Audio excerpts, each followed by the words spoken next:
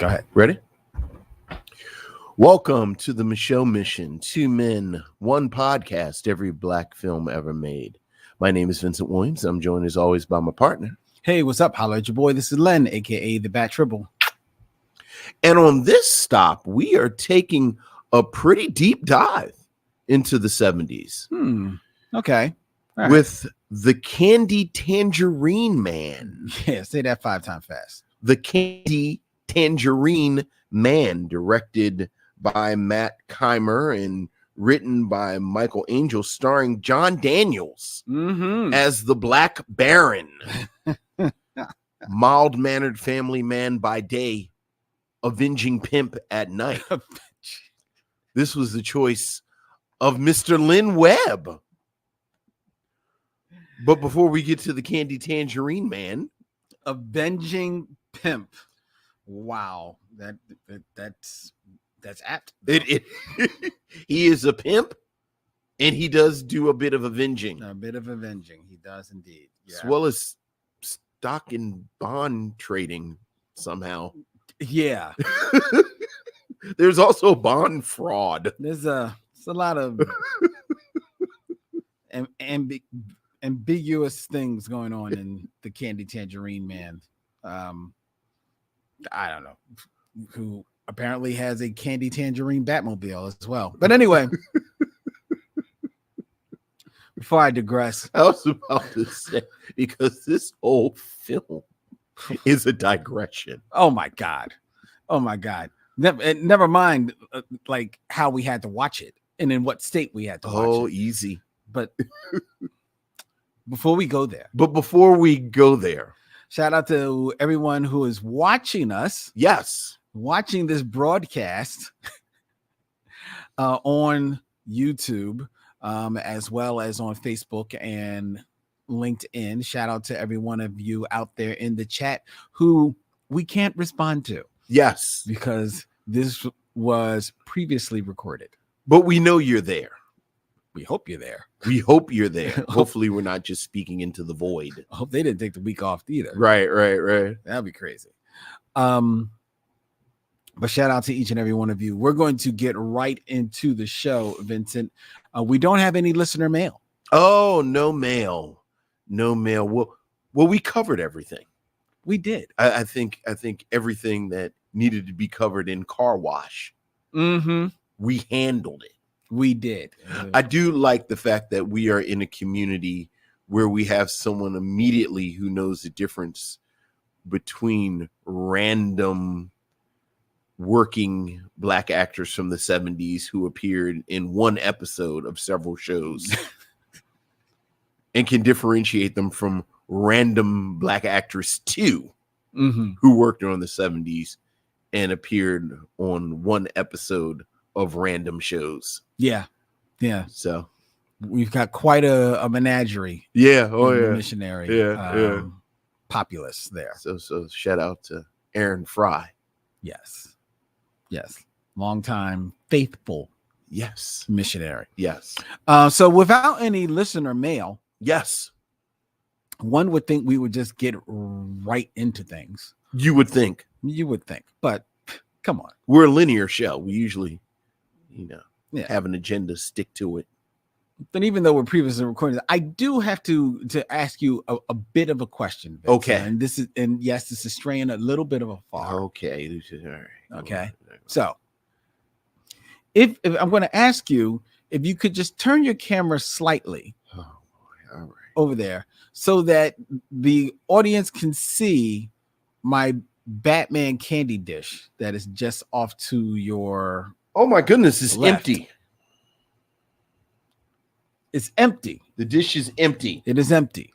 Yes. Now it is empty because in the summer, I got to be very selective about the candy that I have in there because I usually have chocolates. He does. But they melt. They do melt.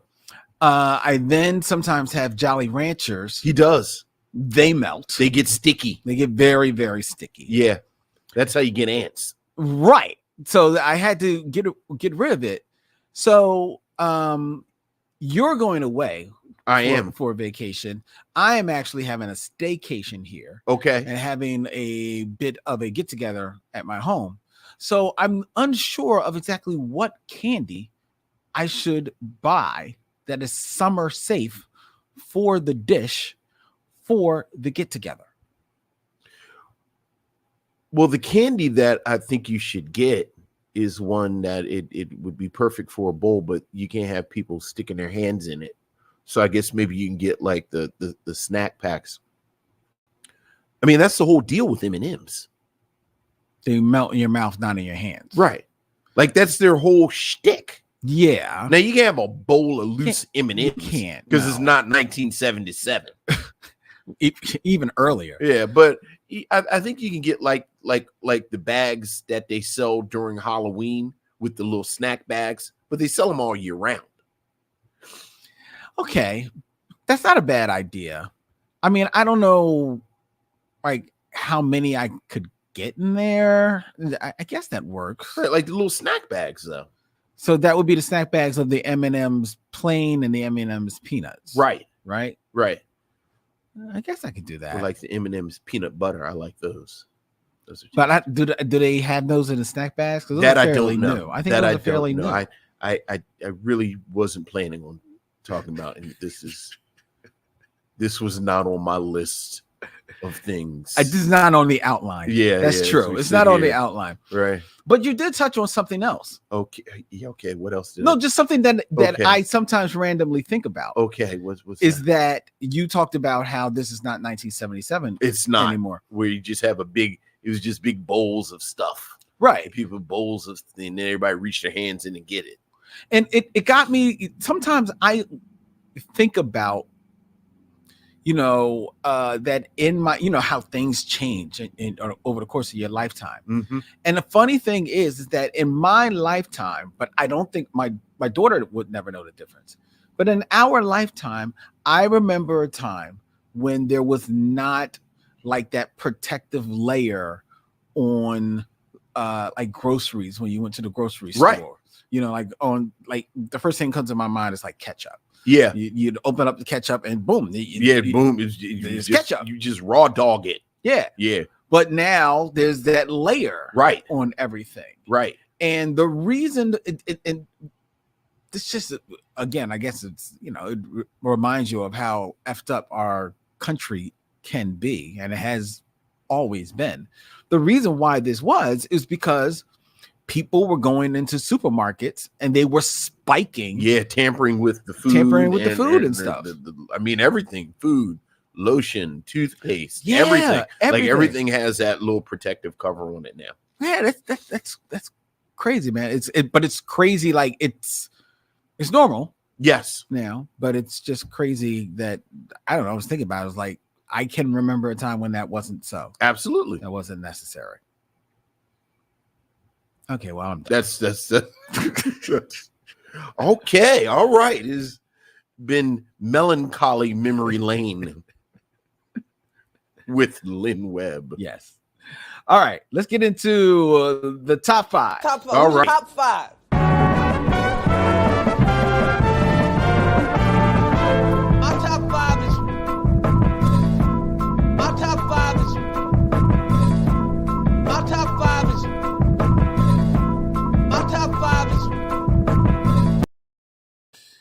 Top five. All right. Now, this week's top five, Vincent, was inspired, as both of our features were, by the film that we are going to be reviewing. The Candy Tangerine Man. Yes. And the aspect of the film that inspired my top five is the fact that, as you pointed out in the beginning, this film stars John Daniels. Yes. Now, John Daniels, among many things, was an actor. Yes.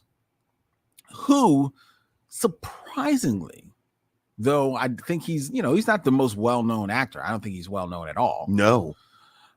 But he was a leading man in not one, but two feature films. Yes, he was. Actually, he may have been the leading man in more than that, but certainly two that I can think of. Yes, absolutely. The Candy Tangerine Man. And And he was the lead. Wasn't he the lead in Black Shampoo? Black Shampoo. That's right. Right. Now, whether or not John Daniels deserved to be the lead in one or two films, we'll discuss that later. That's coming very soon. However, what I have is a top 5, my top 5. Your top 5 of black men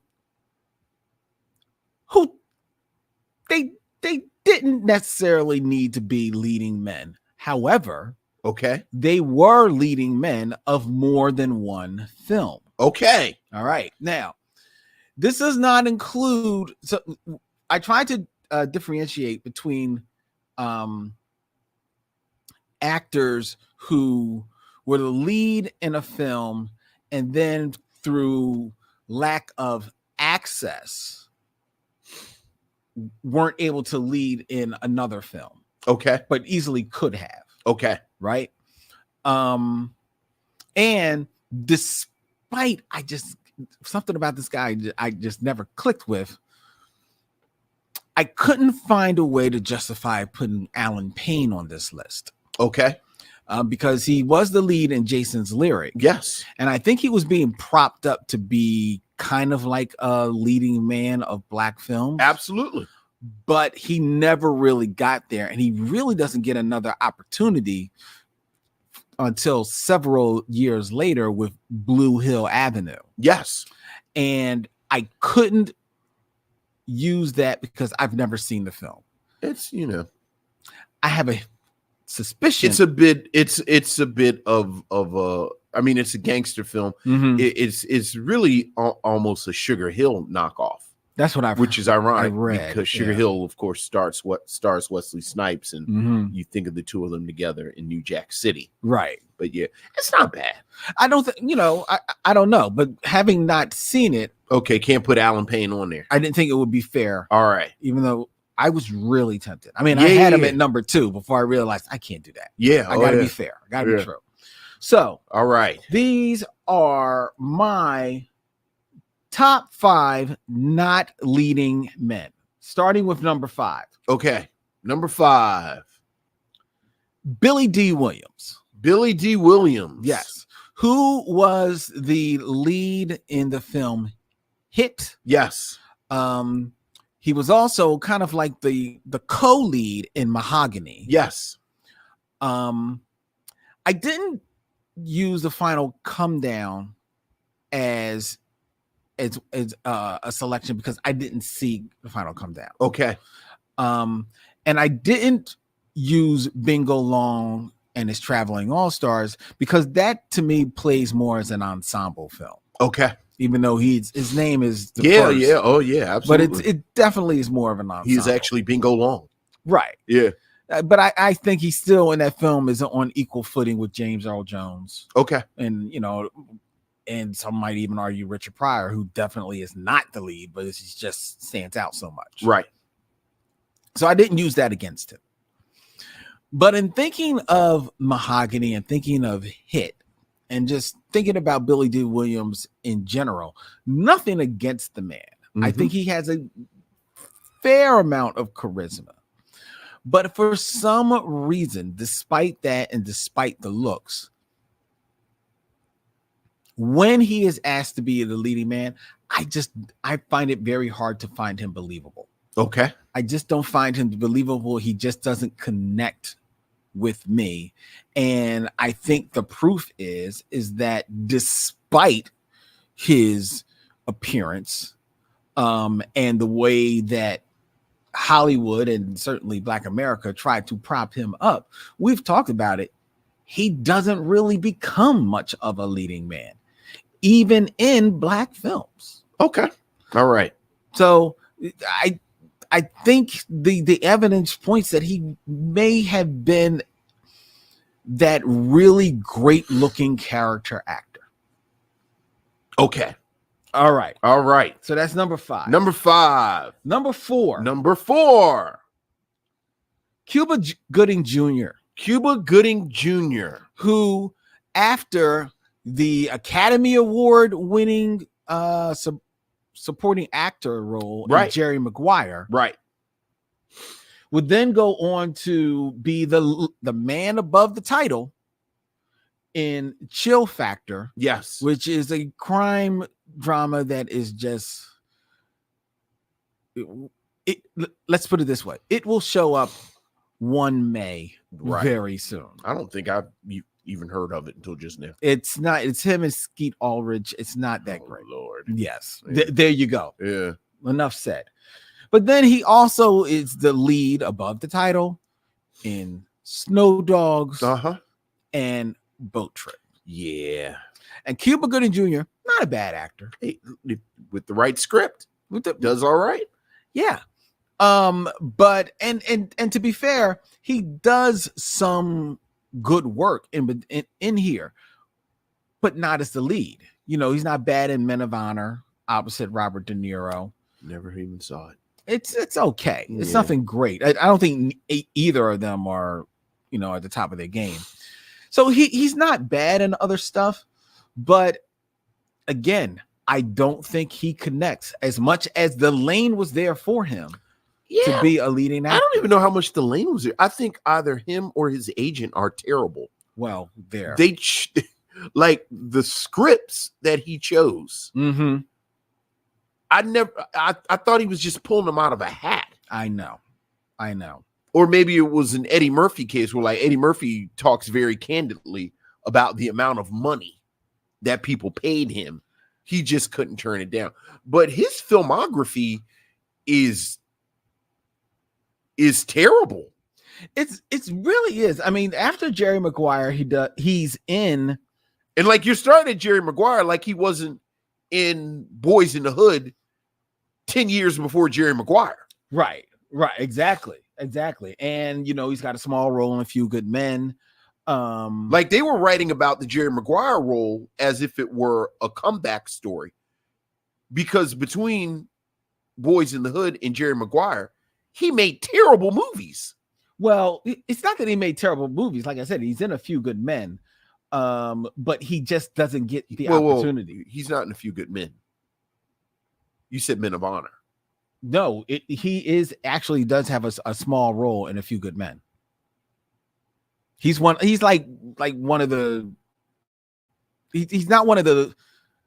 Where is he in A Few Good Men? I think he's one of the guys who gives evidence. He's because he's not one of the guys that are on trial. Are you looking right at it? It says he's in A Few Good Men. Yeah, Corporal Carl Edward Hammaker. I have no memory. If you want, and I've watched A Few Good Men 1,000 times. 1,000 times. And when you watch it again, you'll realize. Well, again, you'll realize that's Cuba Gooding. He doesn't even really stand out in that film because his role is so small. And this is the next year following Boys in the Hood. Right. You know, he did the other Gladiator film, which we talked about. Right, which was terrible. With him and James Marshall. Yes. Him and James Marshall are in A Few Good Men because James Marshall plays the soldier with the little bit of deficiencies. Him, I remember, and then he's I don't think he had deficiencies. I think he was just dumb. No, I think they played him. No, I think he was just dumb. Like he was just dumb. No, some people are just dumb. Okay, no, I hear you. I'm pretty sure he was just dumb. I guess maybe you gotta think that he was maybe just dumb. Yeah, he was just a dumb guy. Because he made it to the military. So he would have had to pass some type of test. Right. I don't think there was anything wrong with him. Okay. All right. Fair enough. How? Right. I thought that to me that was part of the tragedy. Like some people are just dumb. He was a dumb guy. And like the brother was also actually dumb, but he was smarter than he was a jarhead. Right. So by the end, he had realized the error of his ways. Yeah. But you know, how? We're not going to disrespect people who have actual challenges I thought by lumping him in with them. I don't know. Okay. Yeah, he was just a dumb guy. Fair enough. All right. Cuba Gooding Jr. Then he's got a small role again in Lightning Jack, which is the Paul Hogan piece. Okay, yeah, you don't have to read off his entire terrible filmography. I'm gonna stop you at he had a small role in Paul Hogan's other film. Mm-hmm. And then you remember he's in Outbreak with Dustin Hoffman. Remember that film? I remember the film. I don't remember him in it at all. Because he flies around Dustin Hoffman at the end. He's kind of prominent in that. But again, he's all right. Yes. All right. So yes. Not leading man for material. No, he's not. And I don't think it's because of his talent. I think it's because he picks terrible scripts. Perhaps. Well, he doesn't have a talent for scripts. There you go. Perhaps it is his talent. Right. Him or his agent. Somebody needs to. Number three might be a little controversial. Oh, well, you started with Billy D. Williams. I'm sure we'll hear about that. So go ahead. You think so? I don't know. Everybody loves Billy D. Williams except you. Max Julian. Mac, Thomasina, and Bushrod. I think are those only two films he's the lead in? And that's the thing. First of all, coming off his role in Uptight, a film that, yes, got slept on, I was about to say, but it is a film that critics, did love, and critics pointed to his performance. Did they love it at the time? No, they did. Because I thought Uptight had a little bit of blackball on it because of the writer. No, a matter of fact, for his performance in 1968's Uptight, New York Times movie critic Judith Chris stated that Julian was a standout in the standout cast. Okay. And Raul Grippenwald of the Santa Monica Evening Outlook wrote, Max Julian's portrayal of Johnny Wells in Paramount's Uptight could very well result in an Academy Award. The Hollywood Reporter chimed in that Max Julian creates a memorable piece of reality. This was all at the time. Why did I think they tried to, they didn't bury Uptight? I thought Uptight got buried. The film may have got buried, film but itself. I'm saying, but the critics. Right. No, I understand the critics, but I don't think Uptight is fair because they buried it. No, but I'm just saying, critics were very complimentary of him. And it even says that because of the critics' praise of his performance in that role, despite the film not getting the acclaim that it deserved, Julian was then invited to Europe to discuss film possibilities. So he was on people's radar. Okay. And then, he does smaller roles, and then he locks onto the Mac. Right. And the Mac is a film that everybody is like, oh, this is him. He's on his way. And he doesn't go anywhere. Right. He does Thomasina and Bushrod, and he doesn't go, he doesn't make the turn. And we've pointed out that Thomasina and Bushrod, he is one of the problems with that film. It's his performance. Look, I actually don't think he's that charismatic. But that's the thing. Right. I don't think he is either, but he's set up. Right. He's set up. Well, there you go. And I think this is why he doesn't make it. Yeah, I think that's a case of water rising to its level. Right. Yeah. All right. Number two. Another controversial piece. Why not? Morris Chestnut. Interesting. Now, I tried to be fair with Morris Chestnut, and he does a lot of ensemble pieces. Right. And most ensembles, he's either number one or number two on the call sheet. But they're still very much ensemble pieces. So I can't hold that against him, right? Or at least I didn't want to hold that against him. But when he is decidedly the leading man, such as in the films that I put here, Two Can Play the Game, where he's opposite Vivica Fox. Yes. And Not Easily Broken, where he is the star. Yes. I don't find him a strong presence at all. I think Morris Chestnut, and I was going to maybe say this about Max Julian to a certain extent, is always surrounded, or just the actors in his cohort are better actors than him. You know, even in that kind of sweet black bohemian space, Taye Diggs acts rings around Morris Chestnut. Taye Diggs, Terrence Howard, right? Like even in that space, you know, you fool around. And what's my man's name from The Wood? He played the bad guy. Oh, Richard. I know who you're talking about. Yeah, like he's good. He's good. I had Morris Chestnut. He even can't stand out. I was thinking about what's that film? The Brothers, where he is number one on the call sheet. Yeah. But he can't even raise above Shamar Moore. Right. D.L. Hughley. Right. And Bill Bellamy. Yeah. Yeah. You know, I mean, he should be, to be fair, because of the swag that you would think he would have at that point. Good looking dude. He should be able to like outshine them, and he can't. I put a little pin in him though. I really liked him in The Best Man Holiday. True, but again, that's very much no. But I'm wondering if now we're getting like I'm hoping maybe we're moving to Morris Chestnut's time as an actor. You're not, because not long after Best Man Holiday, he gets a TV show all to himself. Yeah, and he didn't really stick. Yeah, and he can't stick that landing. All right, Morris Chestnut. And number one, which, to be fair, when I made this list, I started with number one. Okay. And I admit he's a frequent punching bag of mine. Jim Kelly. Sure. Of Black Belt Jones, yes. Hot Potato, and Black Samurai. Yes. Fame. The Black Karate Man from the 70s is also not a good leading. He's not. See, and here's my problem. Because, you didn't ask. Here's my problem.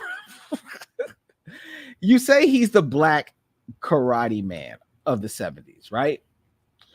But the thing is that he's propped up primarily because of his because he's the Black Karate Man. Well, but that's really because Enter the Dragon anoints him as so. But all three of these movies are Black Karate Man movies. Like what's actually on the screen are Black Karate Man movies. He a Black Karate Man. No. I understand. Yes, he is a Black Karate Man. Actually, the Black Karate Man. Oh, yes, he is. But oh man, I had it and I lost it. Is it something where he's not the Black Karate Man? No. Is it a movie where he plays like an accountant that I don't know about? He's like a sculptor. No, here we go. Venice. Here we go. I contend that a more appropriate and far more better martial artist as the Black Karate Man of the 70s should have been Ron Van Cleef. I mean, sure.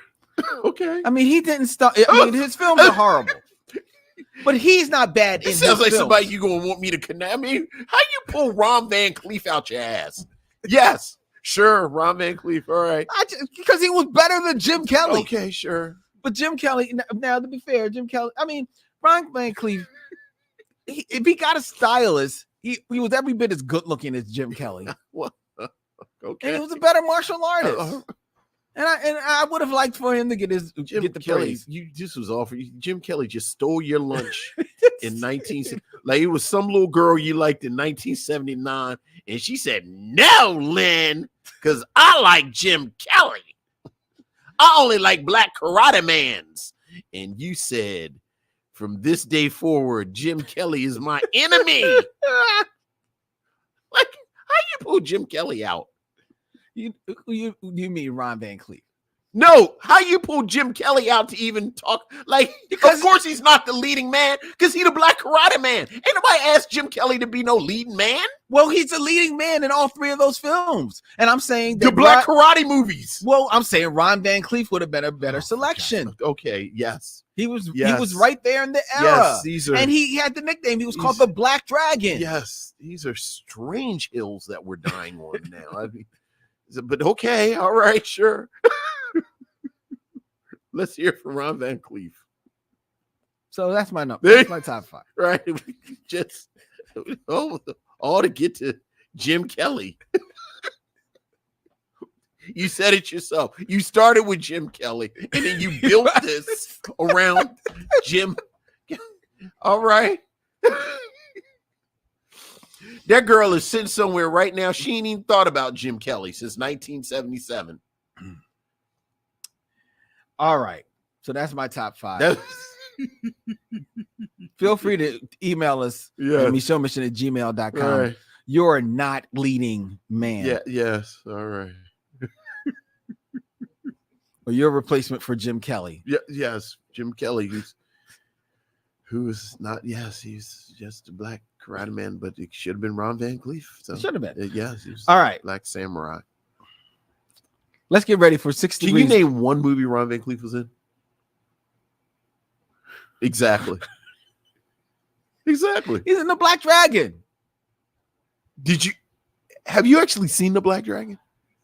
I think I did. No, you haven't. I think I did. Ron Van Cleef always comes up. Like, someone's always bringing up Ron Van Cleef. It's like, have you actually seen anything with, like, we all just sort of talk about him. I think I saw The Black Dragon. Wait a minute. Hold up. Look, I love Ron Van Cleef. Everybody love Ron Van Cleef, but I mean, come on. He was in The Black Dragon. Yes, I understand why the powers that be put their money on Jim Kelly. He was in Bamboo Trap. Whoa, I'm sorry. I forgot he was in Bamboo Trap. How dare we forget Bamboo Trap? And The Squeeze. Mm-hmm. Yeah. And no, this does not bode well. He was the fight choreographer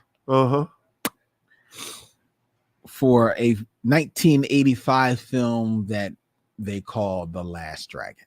Yes. See, there you go. To the next Karate Man. The next Black Karate Man. I may have spoke too soon. Yeah.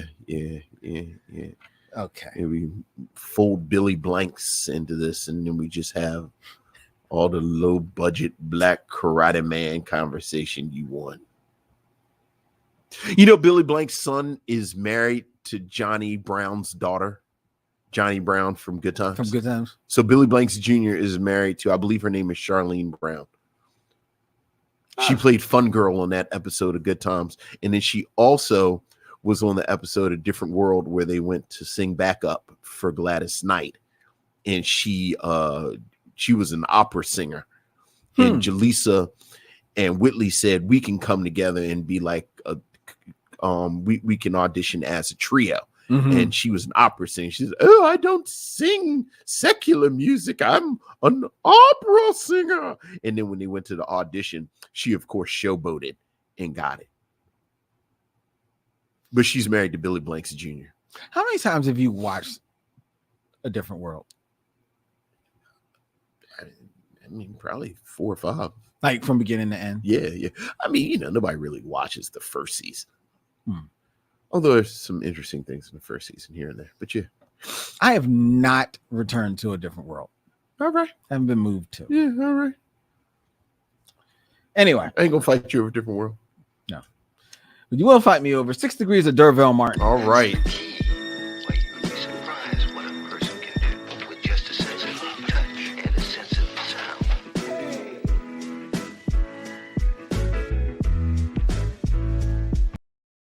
6 Degrees of Dervell Martin, where Vincent will attempt to get to the other 70s Black Karate Man, Dervell Martin. That's right, because he also knew martial arts. Yes, he did. Kung Fu stash. To an actor of my choice in 6 movies or less. Vincent, are you ready? I am ready. All right. All right. In 6 movies or less, get from Dervell Martin. Dervell Martin, 6 movies or less, 2. Now, this was inspired Okay. by the Candy Tangerine Man. Okay. Is it Movie Pimps? No. Okay. That would have been too easy. Right. That wouldn't have, that'd have been half a degree. I mean, you could do like Captain Kangaroo Pimp from Black Dynamite. I guess I could have. But no. Crenshaw Pete and them hot ass coat hangers. John Daniels, the star. Giddy up. All right. Chaka giddy up. John Daniels, the star of the Candy Tangerine Man. Uh-huh. Along with calling himself an actor. Yes. And apparently at one time being a club owner. Sure, why not? He also considered himself a bit of a singer-songwriter. Okay.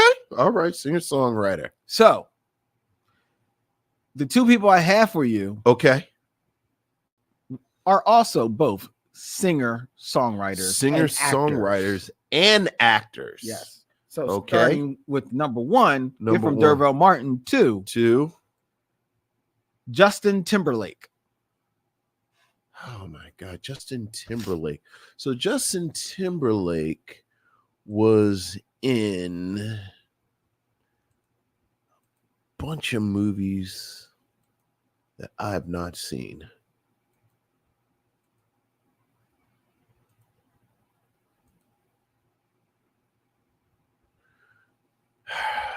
Okay, I'm sure you've seen. I know one that I'm pretty sure you've seen. He was in that science fiction thing where like time was running out for people. Mm-hmm. In Time was the name of that. I don't know who else was in that though. It was a young lady. Because I did not see that at all. You didn't see it? No. It's not bad. It's a little long. Yeah, there's nothing about anything that I've seen Justin Timberlake in that I said, oh, I should go watch that. I bet there's one. What's the one? The Social Network. Yeah, I have no interest. You didn't see that? Not at all. Oh. Not at all. But Good film. Is Jesse Eisenberg in that? Yes. Well, is it Jesse? Yeah, Jesse. Yeah, because that's the Facebook movie, right? Yeah.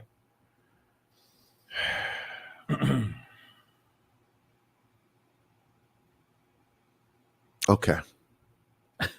That's another movie I bet you've seen. What's the other movie? How old is Adam? Oh, right. He's also in them troll movies, isn't he? Yeah. All right. I knew you've seen him. Yeah, I know. Because I know how that works. I know. I know. Okay. This is how we are going to get to Justin Timberlake. Dervell Martin is in. All right, so Justin Timberlake is in Trolls.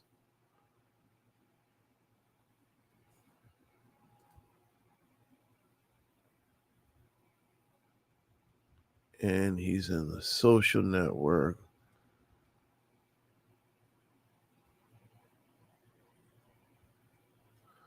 Okay.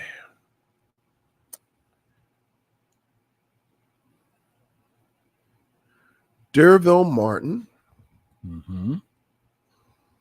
is in Five on the Black Hand Side with Dick Anthony Williams. Dick Anthony Williams is in Mo Better Blues with Cinda Williams.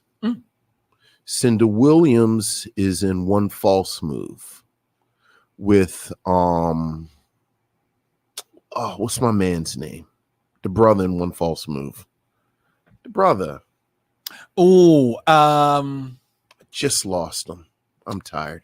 Jeez. Oh, okay. Let me look it up. I know exactly who you're talking about. Because he's Looking in right everything. at him, right? He was on in ER. He's in everything.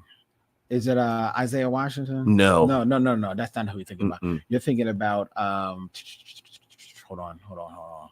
I'm gonna pull him up. Looking right at him. And I love him. Michael Beach. Michael Beach. Yeah. So Cinda Williams is in One False Move with Michael Beach. Michael Beach. He was on ER. I never watched ER. Oh, yeah. Michael Beach is in Aquaman with Jason Momoa. Jason Momoa is in Justice League with Jesse Eisenberg, who is in The Social Network with Justin Timberlake. Michael Beach plays the original Black Manta. He's Yahya Abdul-Mateen's father. That's right. Jesse Eisenberg is in Justice League at the end. He's in the Stinger. The Stinger. Mm-hmm. That's right. If you didn't see The Social Network. I did not. So who else is in it that I could have used? Andrew Garfield. Oh yeah, well he's in that. He's right just in the Marvel Matrix. Right. Yeah. Well, I mean, yeah, but like you could have used him in Amazing Spider-Man 2 with is that Jamie Foxx? Jamie Foxx. Yeah. And then that probably could have got you a little quicker. But good. Good. All right. Yeah. This one maybe a little harder. All right. Maybe not. Maybe not. We will see. We'll see. I didn't know that this person was also. I knew this person was an actor. Yes. I didn't know that they were a singer songwriter. Also wrote songs too, and that would be released 20 albums. 20 albums released by Jackie Chan. You know what? I didn't know Jackie Chan was a singer. And you know what? The easy way to get to Jackie Chan is through Chris Tucker. But I'm not going to use Chris Tucker. Taking Chris Tucker off the table. Take Chris Tucker off the table because Derville Martin is in Guess Who's Coming to Dinner with Sidney Poitier, who was in Porgy and Bess with Sammy Davis Jr., who is in Cannonball Run 2 with Jackie Chan. Oh, that's right. Remember they were trying to introduce Jackie Chan to an American audience. So he was in Cannonball Run 2. Wow. And Jackie Chan just he look, man. He either could not speak English, refused to speak English, and they just could not break him until later. Wow. Uh-huh. I forgot all about Cannonball Run 2. How can you forget about Cannonball Run 2? One of the greatest achievements of Western civilization. Dean Martin and Sammy Davis Jr. are disguised as priests. Shirley MacLaine is a nun. Dom DeLuise and Burt Reynolds commandeer an ambulance to race across America. And Jackie Chan plays an Asian guy. I'm not being racist. I think that was actually his character. You know, he was it's definitely a good pull. He made a cameo in the first Cannonball Run. Really? Yeah. As like a totally like different character. So it's just a cameo. Because he's more of a person in the second one. Oh, wow. I forgot all about that. Yeah. Oh yeah. That's a good one. Vince. Oh yeah. That's a good one. Oh man. And it makes me smile because now I'm thinking about Cannonball Run 2. I love the Cannonball movies. I haven't seen those movies in so long. I actually was thinking about because I was listening to a podcast this podcast was doing like a mini series of like all those big dumb chase movies. They were like reviewing all of them. And I was listening to them because they started with a Mad World. Sure. It's one of my favorite movies. But then they started, talking about the movies they were going to do, and they were talking about Cannonball Run. I was like, I haven't seen Cannonball Run in forever. It's just joy. It's just pure dumb joy. You got to take your head off, and you got to remember the times, because I remember it being pretty, like, through a 2022 lens, it's pretty racist. But was it? I mean, because there's a whole lot of good old boy stuff. I mean, it's not racist so much as it pretends that these people aren't. Now, are you sure you're not thinking about Smokey and the Bandit? Well, no, I thought I was thinking about Cannonball Run. Smokey but to be fair, like I said, I haven't seen it. In forever. Yeah, I wouldn't mind going back to. And the Smokey and the Bandit quietly, all of the Smokey and the Bandit films are pretty watchable. I mean, it's diminishing returns. Yeah, because I actually watched the first Smokey and the Bandit, and that was kind of cool. Oh yeah, and then I didn't feel like I needed to watch any more. Oh yeah, but I think it was that beautiful moment where Burt Reynolds got the big head, but then people realized Jackie Gleason was the best part, and then the films became Jackie Gleason's movies. Yeah. Cannonball Run. I love Cannonball All Run. those chase movies. You ever watch the Gumball Rally? No. With Michael Sarrazin? I don't even know what you're talking about right now. It was one of those big dumb chase movies, early 70s. It wants to be wild. It's just dumb. It's no fun. I may have to watch Cannonball Run. Maybe Sunday. Oh, no. Cannonball Run is fantastic. I got so much writing to do. Maybe I can talk my lady into sitting down and watch. I made her watch the Mad World. She didn't like it. It was a little dated for her, but I've not seen It's a Mad World in probably 10 years, but I think Cannonball Run might be more fun. Well, because it's zippier. Okay, yeah. Well, yeah, the Mad World is 3 hours long, so it can't help but then it's that. It won't be more fun for me, right? I just love that. Yeah, movie. But Cannonball Run is very much it zippier, and it's very much it's like the remnants of that kind of boozy 70s Dean Martin celebrity roast. Like it's got all that energy. Did they do 3 of them? I don't think so. Okay. I don't think so. And I don't remember if Dean Martin is in both of them. He's definitely in 2 because it's him. Oh, he's definitely in 2, and Frank Sinatra has a cameo. Yeah. And it's like I said, it's Dean Martin, Sammy Davis, and Shirley MacLaine. Mm-hmm. Oh, my girl, Shirley. Dressed as clergymen to race across the United States. All right. Very good, Vincent. All right. That was 6 Degrees of Derville Martin. Well done. All right. Now let's get into our review of the Candy Tangerine Man. All right. I guess we'll have to do trailer talk. Don't need to do trailer talk. All right. Get right into it. Bad boy. All right. Let me pull it up. Bring on my notes.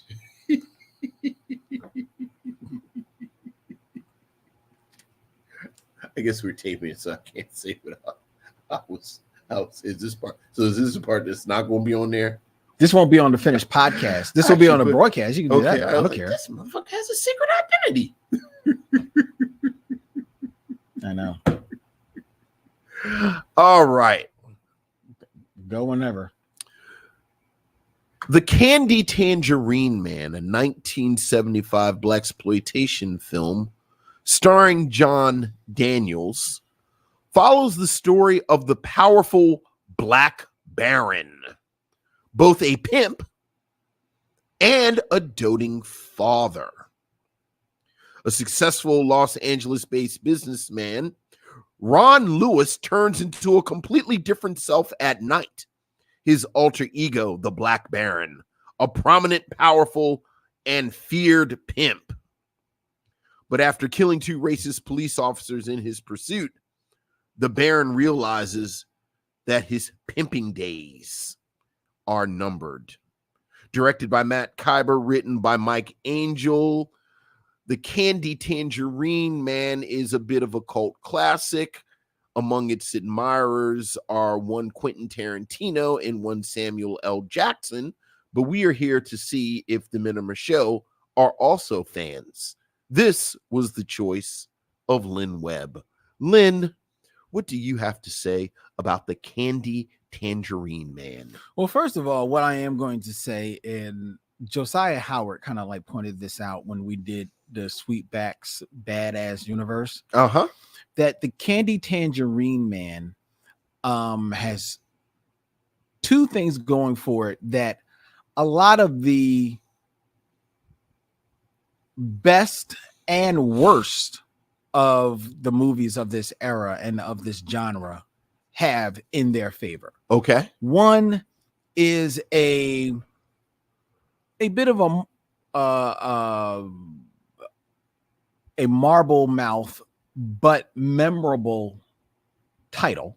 Yes. The Candy Tangerine Man. Yes. Doesn't roll off the tongue, but it's very, evocative. It brings images to your mind. Mm-hmm. And it is a film that has, honestly, a fantastic movie poster. Yes, it does. Like, it's a movie poster that I wouldn't even mind having framed. Yeah. Oh, yeah. house, with a cool tagline. Get back, Jack. Give him no job. He's the baddest cat in 75. Yeah. You can literally hear Adolf Caesar just like screaming that from your movie screen. Yeah. Right. Yeah, absolutely. On like a trailer. Absolutely.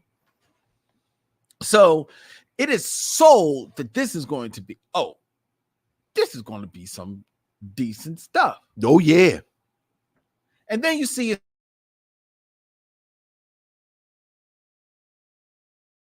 No. It says Fred Williamson, doesn't it? Interesting. No.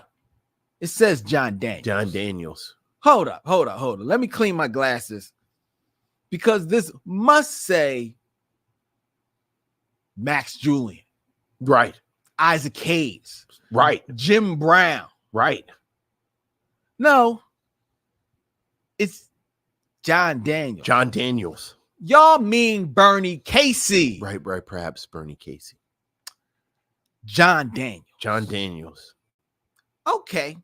New man on the block. Mm-hmm. Y'all say he's the baddest cat. It's right there on the poster. It says so on the poster. Let's sign me up for the Candy Tangerine Man. Rolling around in the Rolls Royce. Yes. Of all things. Looking like the Candy Tangerine Batmobile on this joint. Yes. I'm like, okay, sign me up for this, brother. And then the movie comes on. Now, neither of us are 100% sure of how this movie comes on because this movie is not easily streaming. No, it's not. Our good friends at Real Black did not see fit to make this part of their online library. Yeah. That they make available for free via YouTube. It is not on the Brown Sugar channel of Amazon Prime. No. Nor is it rentable anywhere. Right. But it is on YouTube. Right. And the film starts in the middle of a scene. It's a bit of a prologue. Perhaps. Mm-hmm. I don't know. Because it's in the middle of the scene. It's like literally in mid-sentence. Yeah. On YouTube, it starts. Yeah. So you're not sure, okay, is this the whole movie? Have I entered into the beginning of the film? You're not quite sure. And this scene goes on for a good 5 minutes. Yeah. Before it cuts to the opening credits. Right. And what's happening in the scene? And what's happening in the scene is that John Daniels, the Baron, mm-hmm. the pimp, mm-hmm. is in bed. No, is he in bed? Yeah. No, yeah, they're in bed. He's in bed with a white woman who you learned through context and through dialogue is one of his ladies. Well, he's trying to recruit her. Trying to recruit her to become one of his ladies. And he's putting what I believe he would call the moves on her. That is what that's what the film would lead us to believe. He is kicking what some might call game mm-hmm, mm-hmm, to her blowing her head up to turn her into one of his ladies of the night. Yes. However, John Daniels, not a bad looking guy, I mean, sure, is so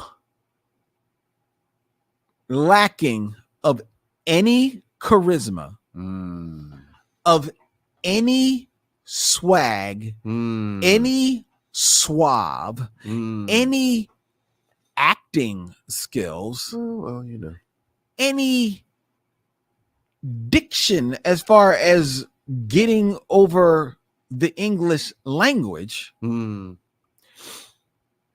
is so in love with himself and his voice. I mean, he is a pimp. That, yeah, but he is so leisurely in his reading of the dialogue that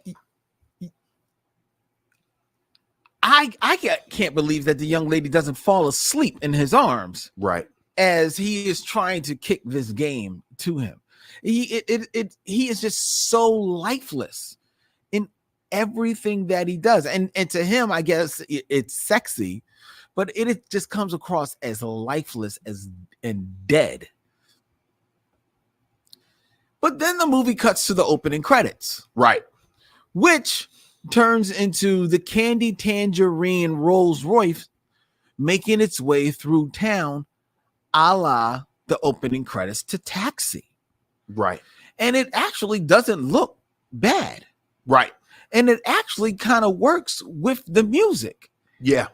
Except the music has been replaced, right, with Warren G. Right. I mean, that's probably just copyright. And they, stuff. oh, Yeah. well, perhaps it's copyright. You can't judge that. You can't judge it. But the Warren G track actually kind of works. It absolutely works. And it is setting yourself up for something that this film is not prepared to deliver. No. Because it's setting yourself up for a film that is like, okay, this maybe got a little funk to it. Right. This got like a little swag. It's got a little something going on. Because it's got Nate Dogg, Warren G, who I'm not a fan of, but that, it's the track. And then you go back to John Daniels, the Baron. Yeah, the Black Baron. Well, he's called the Black Baron as far as the script, but I think Right. the film calls him the Baron. Right. And then it cuts to scenes that take place like in half of a room, because people are like excusing themselves in front of the camera. People that nobody has any type of acting skills. Nobody knows what they're doing. The director is, I don't know who this Matt Simber is. He doesn't have a lot of credits to his name. He's basically did The Candy Tangerine Man and The Witch Who Came from the Sea. And that's pretty much. He also co-created Glow, The Gorgeous Ladies of Wrestling. Okay. So he's got that going for him. He's got that going for him. But like the rest of this film, like, I am not spending a whole lot of time on this film, because this film is just like a waste of time. The music that they had to edit out was created by somebody named Smoke.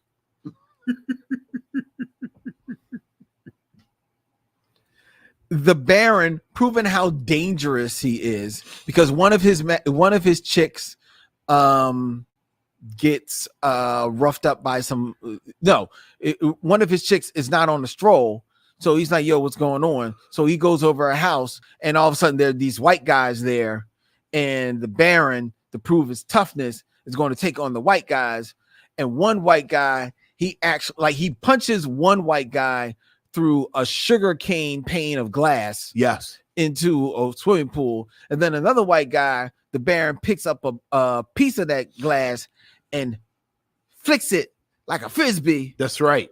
And it lodges Yeah. into a brother's neck, Yeah. where he has red paint all over him. and he dies.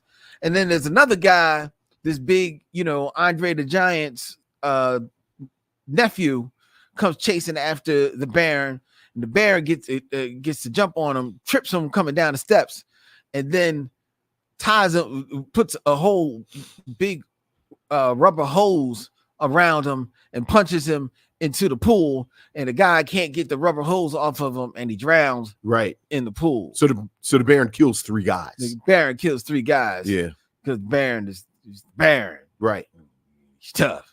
Yeah, He's a tough guy. The Baron don't take no mess. Yeah. And then he goes home, and first of all, he takes the Candy Tangerine. First of all, the Candy Tangerine car has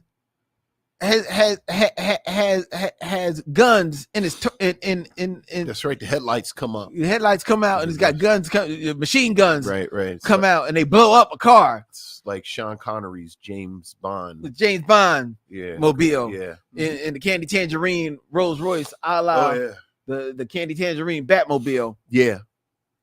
And then he goes home. First of all, he pulls the Candy Tangerine car to the woods. Yes. He just leaves it there. He just leaves it, and then gets out and gets into his plain Plymouth. Yeah. It's like his Cutlass. And then dons his everyday suit and tie, his accoutrement of the stockbroking trade. Right. He's a regular guy. Yeah. And then he goes home to his wife and his 2 kids. Mm-hmm. It does household chores. Where his pimp hand obviously is not that strong because he can't afford an electric lawnmower. Right. So he's got just a regular lawnmower. And then he has Mrs. Kravitz, obviously on loan from Bewitch, living next door to him, who says, he looks familiar to me, because that will come later when she sees him in the street in the role of the Baron. He's like, he looks familiar, but she can't put 2 and 2 together. Sure, that he's actually her neighbor, John Lewis. Right. Oh, what else did I want to point out? There's something else stupid I wanted to point out in this movie.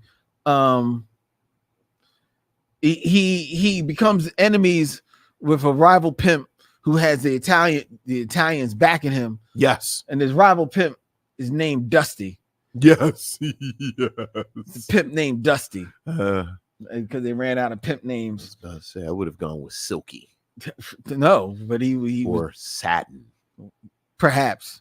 But they called him Dusty. Maybe Suede, like I was something that would, speak to. See, but that would have been a better. See, but that would have been a better pimp name than the Baron. Right. And he can't have a better pimp name than the Baron. See, Dusty doesn't make you think of extravagance. Yes, it doesn't make you think of evil either. Yeah, and he's not even much of a bad guy, right? Because actually, it's the Italians. It's always the white guys, and these 2 cops, these 2 racist cops that keep roughing them up. Yeah. One of them who looks bizarrely like the comic book artist Jack Kirby. Okay. Every time I saw him, I kept thinking maybe Jack Kirby. Look at Jack Kirby. Yeah. So that was bothering me. Right. And then he buys one of Dusty's chicks. This chick named I think her name was Hiawatha or something like that. Yeah, it was something super racist. To indicate that she was an Indian, even though she was clearly played by an Asian woman. But he doesn't buy her. No, he does. No, remember, it's a bet. Oh, that's right. It's a bet.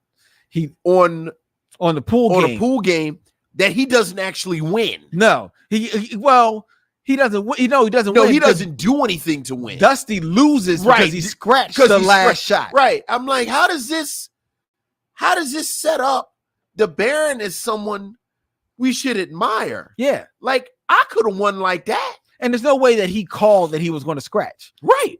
So it makes absolutely no. It scratches on the last ball. Like he's running the table. Yeah. And it's just a misinverted. That bothered me. It's sort of like, you know how they talk about in Raiders of the Lost Ark, if you really think about it, Indiana Jones didn't have to be in the movie. In Raiders of the Lost Ark? Raiders of the Lost Ark, the Nazis get the Ark, They Oh, go, that's right. they open it, the ark kills them. Yeah. What did He really didn't do what did anything. Indiana Jones actually do? Right. Nothing. The Black Baron is like Indiana Jones in that moment. Mhm. Like he didn't actually do anything. He doesn't do anything. Yeah, and then there's this whole convoluted plot about, bearer bonds and getting some guy to cash them out for him, and then his bottom chick is like stealing from him, and she's got a whole crew well, it's her family. It's so stupid. It's pretty convoluted. It's convoluted. It makes no sense. It doesn't make sense. It seems like a lot of it was written on the fly. I mean, look, first of all, this is maybe the most, we talk about blaxploitation. This film has more of the exploitation part than anything that we've ever done. Frankly, there's more gratuitous nudity. Oh yeah. There's more violence against women than in anything we've ever done. And I was thinking about it. We've never done an actual pimp movie. Superfly is a drug dealer. There are pimps in movies, right? Because in Truck Turner, there are pimps in Truck Turner, and even Truck Turner we talked about, and it's all we've been talking about, unfortunately, recently. Dorinda is this sort of weirdly feminist character because she has more agency than anyone in the film, and she's doing her. And I think part of it is pimp films are hard. Like it's hard to watch pimp films in 2022. Like I know it's the costumes and it's funny and I know a couple of people have talked about Willie Dynamite, which I like in theory, but I do think that as time goes on, it kind of turns into a Mickey Rooney in Breakfast at Tiffany's thing. Right. Like if you can get over the Mickey Rooney hump, you can watch Breakfast at Tiffany's. But that's a big hump. It is for me. Like I don't watch Breakfast. I've said neither. this before. I can't get over the hump. Right. A film like The Mac, a film like Willie Dynamite, I'm just like, I can kind of get over the hump with the misogyny just because, I think the films are good enough and I've watched them so much. But if someone tells me they can't, I completely understand. The low quality of this film is no way justifies getting over that hump.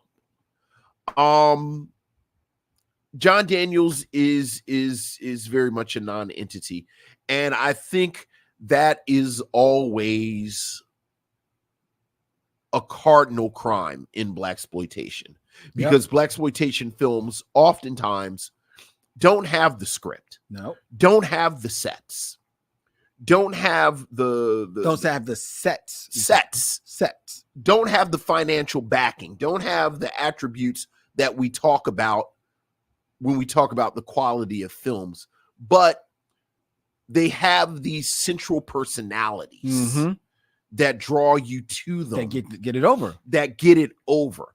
And without that central personality, everything kind of falls apart. This is a film that also is quintessential blaxploitation, and you said it at the beginning. I think arguably most blaxploitation films were like this, where the publicity and the merchandise and the posters are the best part of the film experience. This is my first time seeing the Candy Tangerine Man. This is very much one of the posters that you see out there. Like you see these wonderful posters, and it's a wonderful poster. Gorgeous. It is gorgeous. This whole plot with him having this secret identity, it's almost, let me just stop. I'm not even going to go there, because it's almost like the Tyler Perry film critique, where it's like it's all terrible, and you just like you can spend a half hour pointing to every little aspect of it that's terrible, but it's just terrible. Mm-hmm. But it's such a strange plot point. Like he has this secret identity where he's a pimp during the week, and then on the weekends he comes home and he has this whole different life. And then you have like these 2 or 3 scenes, because he's only home for 2 scenes, where, like you said, it's almost like this weird sitcom. Yeah. And then we talked about the Bond plot. Then things get weirdly dark. Like, you know, a dude commits suicide.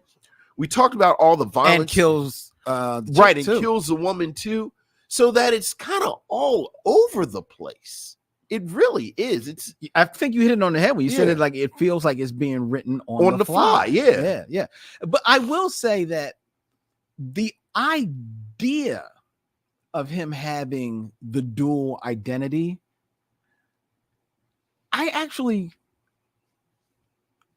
I'm fine with that idea.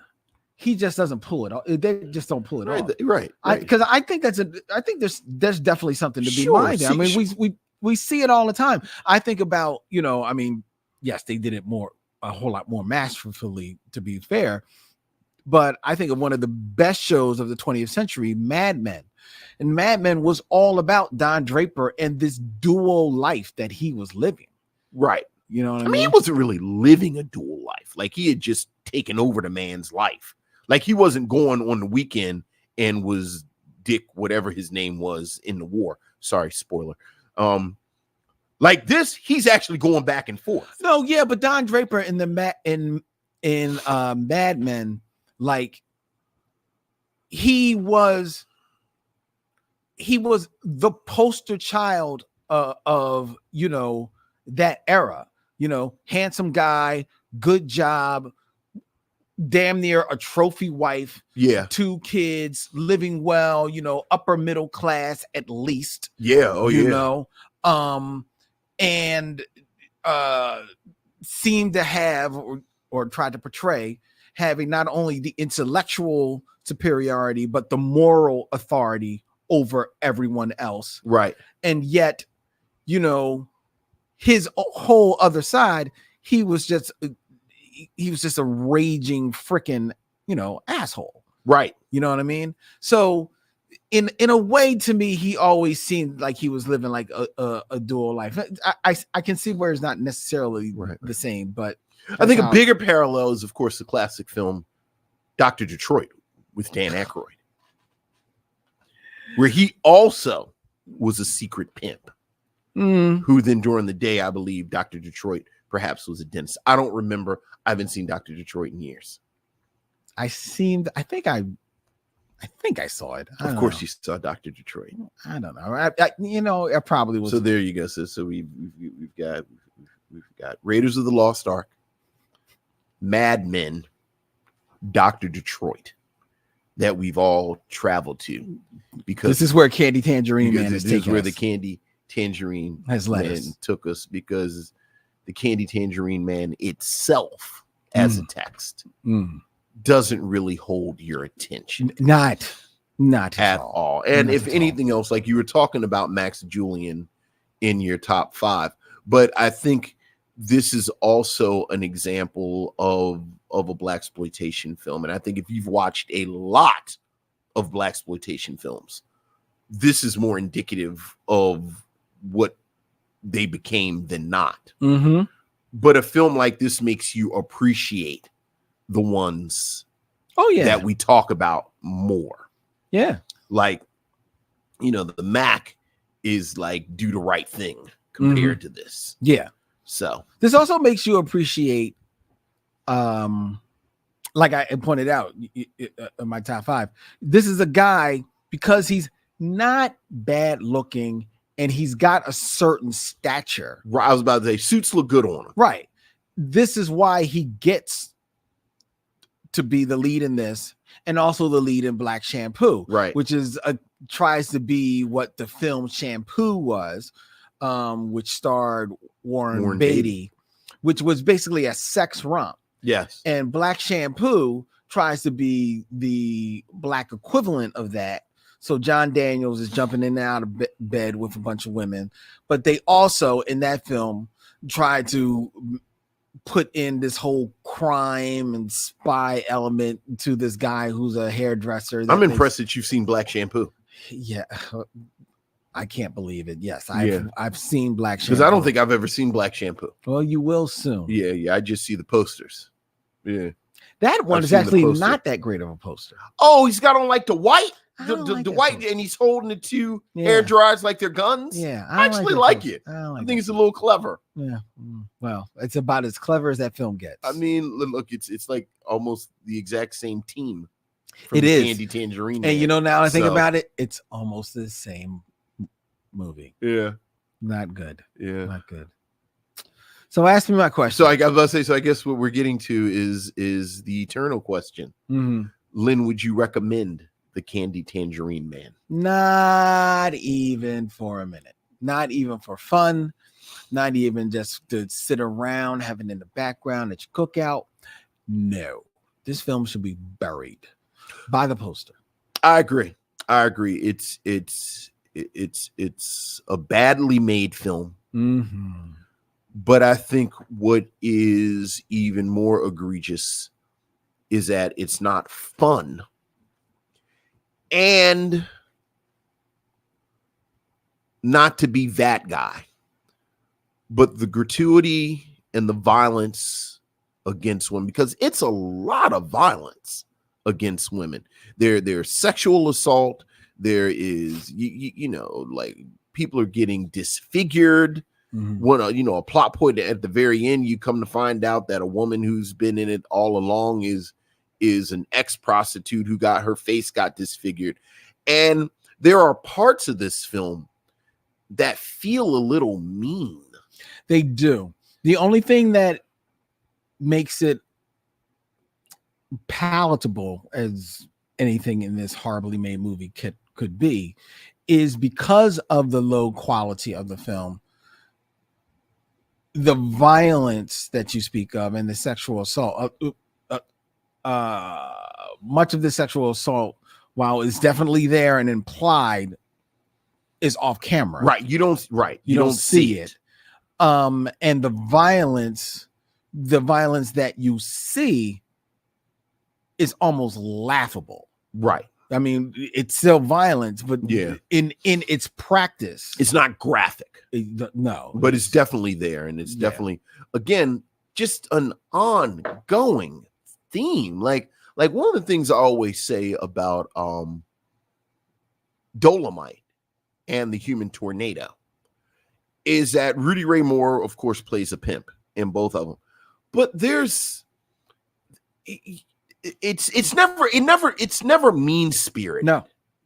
Well, to be fair, that between Queen Bee, between Rudy Ray Moore just sort of being kind of jokey, mm-hmm. like you don't get that violence of spirit that you get in a lot of these depictions mm-hmm. of, like, I joked, or like we were talking about the 6 Degrees, and I said, are you going to use fictional pimps? And I referenced Crenshaw Pete from Black Dynamite. Mm-hmm. And that was, Crenshaw Pete with these hot hangers, because he would heat the hangers up and burn prostitutes with them. And though it's played for laughs in Black Dynamite, much like everything in Black Dynamite, that is a reference to the 70s movies, mm-hmm. where it was these pimp movies. And I have to say, here's yet another sidebar. It's funny when you look at the films that we've done, a lot of times you can tell a story by the films that we haven't chosen all this time. Mm-hmm. And like I said at the top of my review, we haven't done any pimp movies. Nope.